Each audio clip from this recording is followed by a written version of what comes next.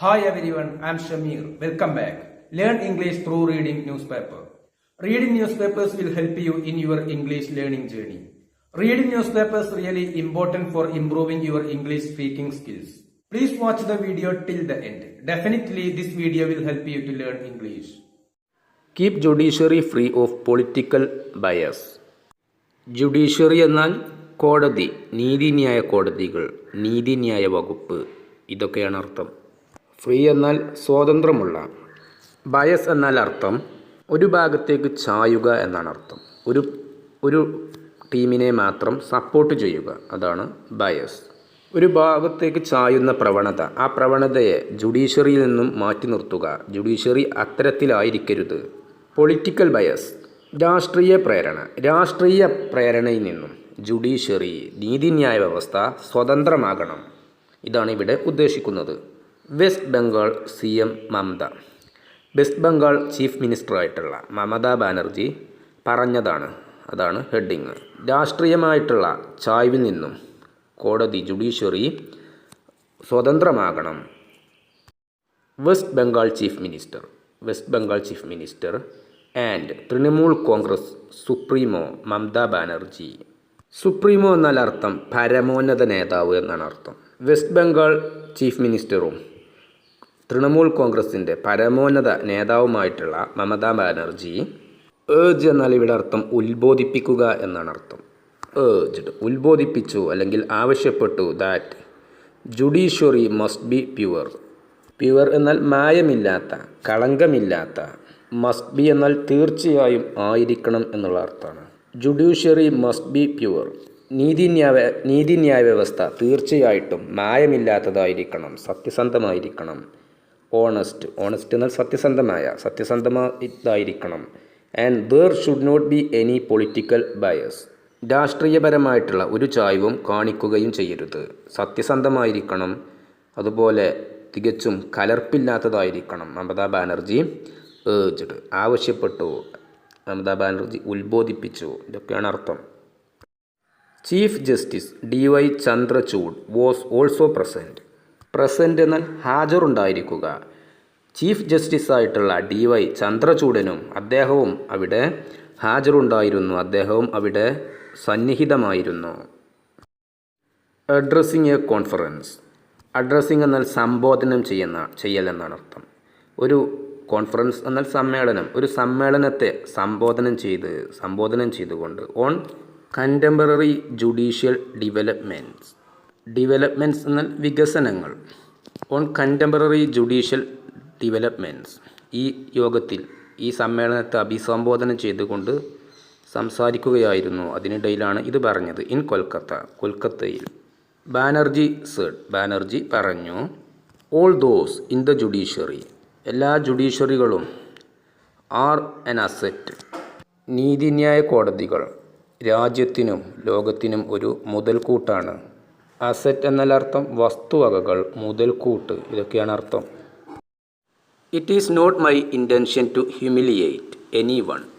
Intention എന്നാൽ അർത്ഥം ലക്ഷ്യം എന്നാണ് അർത്ഥം, ഉദ്ദേശ്യം. ഹ്യൂമിലിയേറ്റ് എന്നാൽ അവഹേളിക്കുക, അപമാനിക്കുക.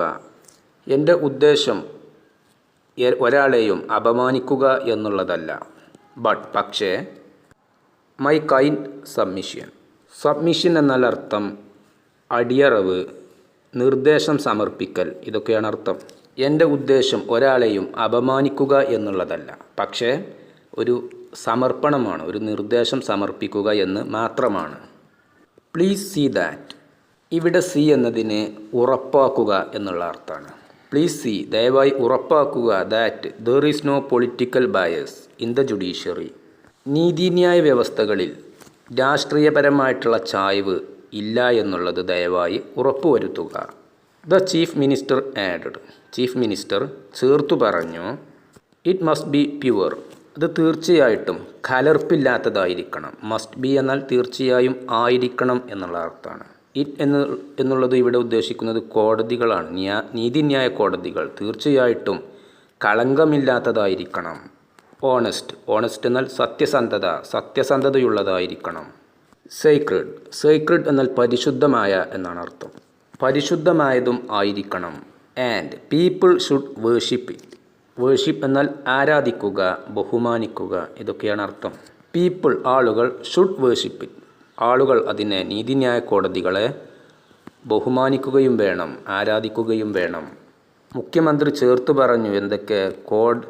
പരിശുദ്ധമായിരിക്കണം, കോടതി പരിശുദ്ധമായിരിക്കണം, കലർപ്പില്ലാത്തതായിരിക്കണം, ഓണസ്റ്റ് ആയിരിക്കണം, സത്യസന്ധതയുള്ളതായിരിക്കണം, സീക്രഡ് പവിത്രമായതായിരിക്കണം. പീപ്പിൾ ഷുഡ് വേർഷിപ്പ് ഇറ്റ് ആളുകൾ അതിനെ ബഹുമാനിക്കുകയും വേണം, ആരാധിക്കുകയും വേണം. ബാനർജീസ് കൊമെൻറ്റ്സ്. കൊമെൻറ്റ് എന്നാൽ അഭിപ്രായ പ്രകടനം. ബാനർജിയുടെ അഭിപ്രായ പ്രകടനങ്ങൾ കം ആഫ്റ്റർ അതിനെ തുടർന്നാണ്, അതിന് ശേഷമാണ്, അതിനെ ഉദ്ദേശിച്ചാണ്.